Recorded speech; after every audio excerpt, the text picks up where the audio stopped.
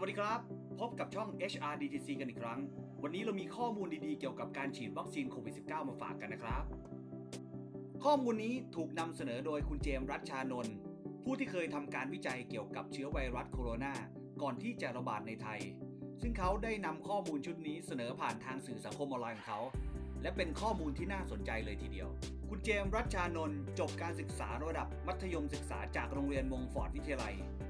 ขณะนี้ศึกษาอยู่ชั้นปีที่ 6 คณะสัตวแพทยศาสตร์จุฬาลงกรณ์มหาวิทยาลัยคุณเจมส์เคยแข่งขันชีววิทยาโอลิมปิกระหว่างประเทศในปี 2018 อีกทั้งเขายังเริ่มทำแลบพิเศษตั้งแต่อยู่ปี 2 โดยตอนนี้ทำแลบอยู่ห้องปฏิบัติการไวรัสวิทยาและเซลล์เทคโนโลยีที่สวทช และขณะนี้กำลังขอทุนไปศึกษาต่อที่ Harvard Medical School สาขาไวรัสวิทยา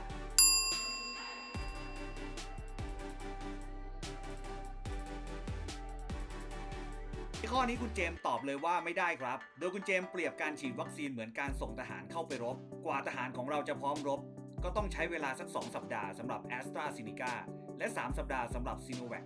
และต้องฉีดเข็มที่2ให้ครบก่อนจึงจะได้กองทัพที่พร้อมรบที่สุดดังนั้นพวกเราจึงต้องระวังทุกอย่างเหมือนเดิมครับ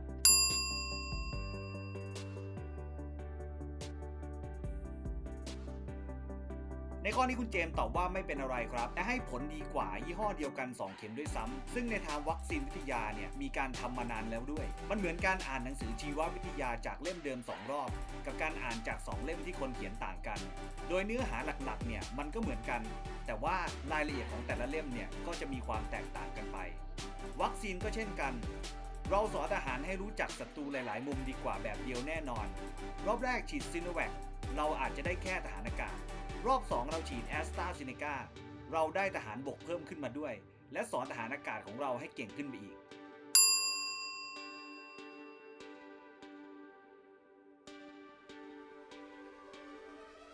คุณเจมส์บอกว่าการตอบสนองจะไวมากๆครับอาการรุนแรงจะแสดงภายใน 24 ชั่วโมงหลังจากการฉีดวัคซีนซึ่งถ้าเกิน 5 วันแล้วไม่เจออาการอะไรก็ถือว่าปลอดภัยหายห่วงแล้วครับ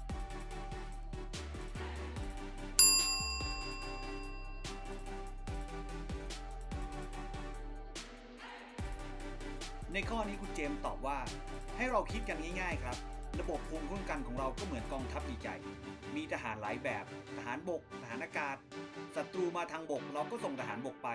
ศัตรูมาทางอากาศเราก็ส่งทหารอากาศไปประเด็นคือไวรัสที่มันก่อโรคโควิด -19 เนี่ยมันมีทั้งทางบกและทางอากาศแต่ซิโนแวคมันจะไปสร้างแค่ทหารอากาศที่เก่งมากๆโดยที่ไม่สร้างทหารบกเลยเพราะฉะนั้นถามว่าดีไหม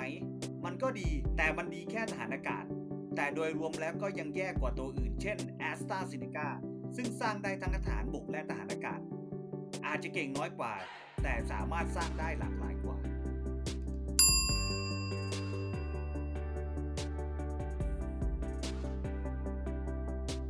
ข้อนี้คุณเจมส์บอกว่าค่าที่เขาวัดออกมาคือการวัดระดับแอนติบอดี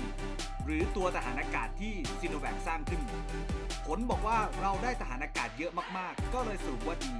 แต่ไม่ได้ดูว่าจริงๆแล้วทหารพวกนั้นรบเป็นหรือเปล่าต้องดูค่าอื่นประกอบด้วย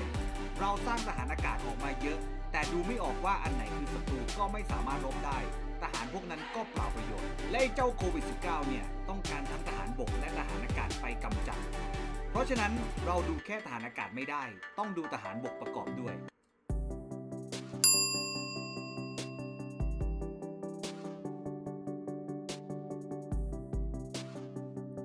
มาถึงคำถามสำคัญ